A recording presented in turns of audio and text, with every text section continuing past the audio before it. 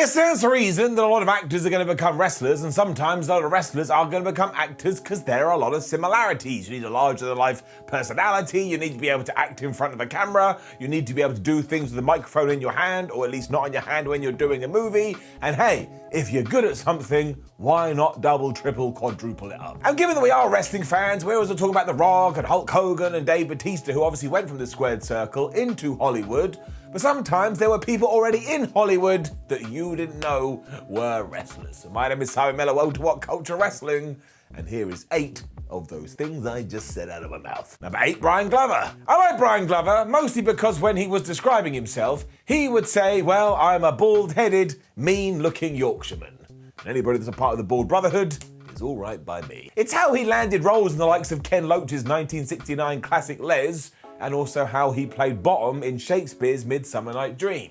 Now that was a little bit of a stretch given his accent, but it's called acting, people. You must act. When he wasn't stood in front of a camera though, Brian was a genuine wrestler known as Leon Ras, and I only pronounce it like that because he used to say he was from Paris. Now I'm sure he meant Paris, but it's not spelled Aris, so I'm going with this one. Once again, I'm not sure why he decided to be a Frenchman given how he spoke. Hey man, you can do whatever the hell you want. Leon was more of a comedy performer than a 5-star classic worker, but he used all the tricks of the trade in order to engage the audience, and he actually got some good feedback. And it's not a bad way to make a living either, just take all your passions and put them in a gift bag. He was basically like the original Chris Jericho. Number 7, Milton Reed. You may not recognize the name Milton Reed, but when I throw Oddjob in there, the villain from James Bond, you're like, oh yeah, I remember that guy. He used to throw his hat to kill people, which sounds rubbish. Before you remember, it had blades in it.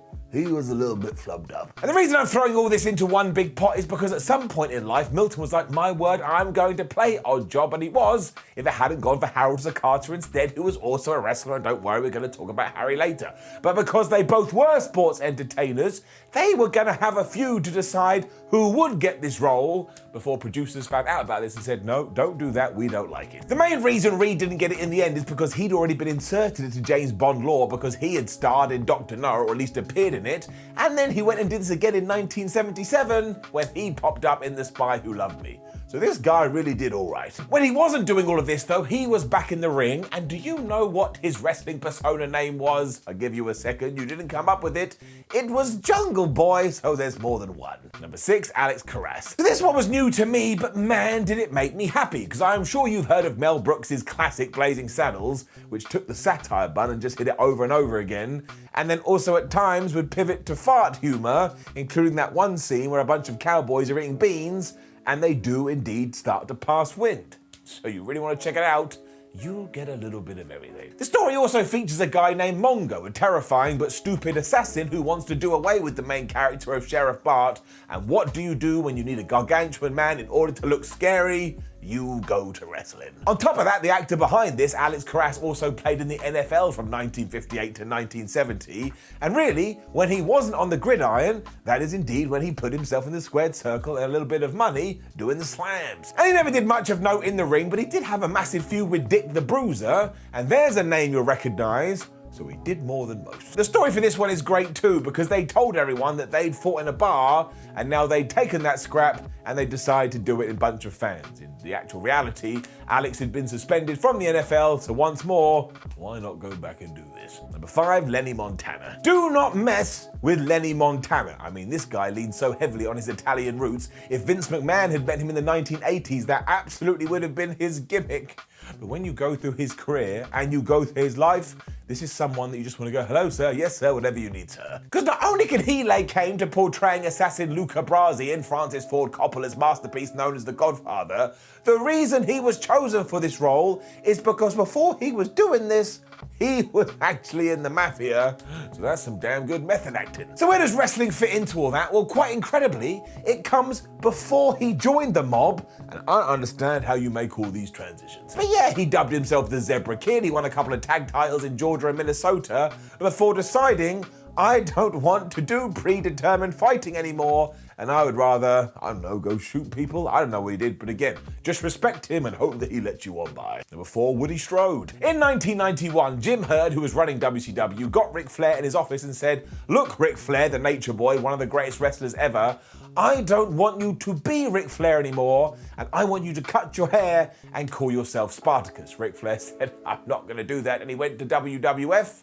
But when it came for Woody Strode, well, he was much more fine with it. And as I'm sure you figured out, this wasn't in a wrestling ring. This was actually partaking in the movie known as Spartacus that was directed by Stanley Kubrick. And he was so good, he was nominated for a Golden Globe.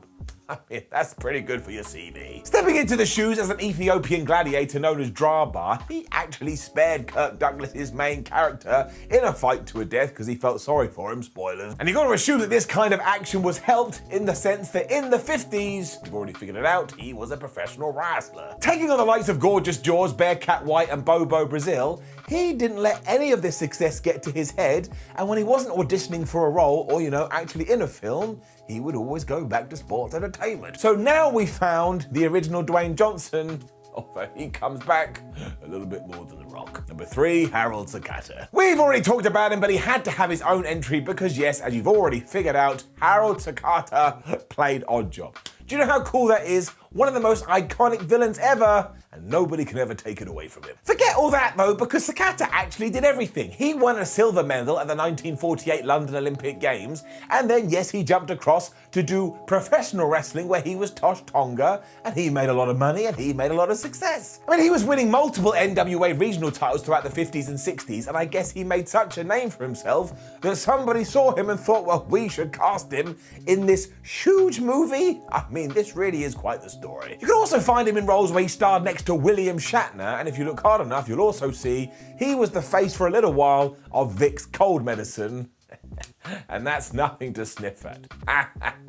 This is why everybody hates me. Number 2, Robert Jeep Swenson. You're more likely familiar with this one because most people have seen this movie, but before we do get to that, old Robbo here was also involved in what was dubbed the greatest professional wrestling match ever. Now, do not get me wrong, it was absolutely not, and you should never watch it, but WCW did build their triple cage as exactly this, as they took Hulk Hogan and Macho Man Randy Savage, and basically every other body they could find, and they had them fight. Somehow Arn Anderson was in this dressed as a ninja, and so was Zeus from No Holds Barred, and thankfully at the last minute, somebody changed Swenson's name from the Final Solution to the Ultimate Solution. But honestly, World Championship Wrestling, what were you doing? Why did you even have a variation of this name? It is flipping offensive, and you're all a bunch of idiots. Anywho, Robert Longleg claimed to having the biggest biceps in the world, which caught the eye of one Joel Schumacher, who needed somebody who was absolutely massive to play Bane. And well, I've already let you know what did happen. He did get this role in Batman and Robin, and yeah, he looked absolutely ludicrous. This gives me a rare opportunity of What Culture Wrestling to rant about that absolute piece of crap, because as a massive Batman fan, it still offends me and it still insults me to this day. And if I could sort of like burn every single copy that was on this earth, I would dedicate my life to doing so. Number 1, Tyler Mane. Before Kevin Nash jumped ship to the WWF, he was kind of struggling in WCW as Vinny Vegas, but he also had a tag team partner. Tyler Big Sky Mane was his name, and as soon as Big Sexy had jumped ship, he was kind of a little bit lost, because World Championship Wrestling didn't want to do anything with him. Maybe he kept this all under his hat too, because years later, when Kevin Nash wasn't able to answer a casting call because of a scheduling conflict to play Sabretooth in the 2000 X-Men movie, guess who picked up the phone and said, well, you know what, I can do it. It was your old pal Tyler. So Balance had returned to the force, and if you really get knee-deep into his IMDb career, he was in Troy with Brad Pitt. He was also the dude under the Michael Myers mask in Halloween that came out in 2007. And if you look hard enough, you will see him acting with Dwayne "The Rock" Johnson in The Scorpion King. So I don't know about you, but that is pretty good. If someone said that I was going to star in those 3 movies, I would say absolutely, brother, sign me up. Although I've never teamed with Kevin Nash, so this doesn't tie in at all, but the point is, you just never know who's going to turn up and when. Know of any other actors that were secretly wrestlers and we didn't know about? Please let us know in the comments below, and don't forget to like the video, share the video, and subscribe. Then head over to whatculture.com where you can read yourself more articles like this. Make sure you come wave your hand at us on social media, and we've got a bunch of other videos. Why don't you give just one of them a click? And when you're done that, click another one and go down that YouTube rabbit hole. My name is Simon for What Culture. Thank you for watching me as always. And one day, if I star in a movie, I can come back on What Culture and make a list about myself, which makes me an arrogant piece of trash. But we all knew this anyway. I'll see you soon.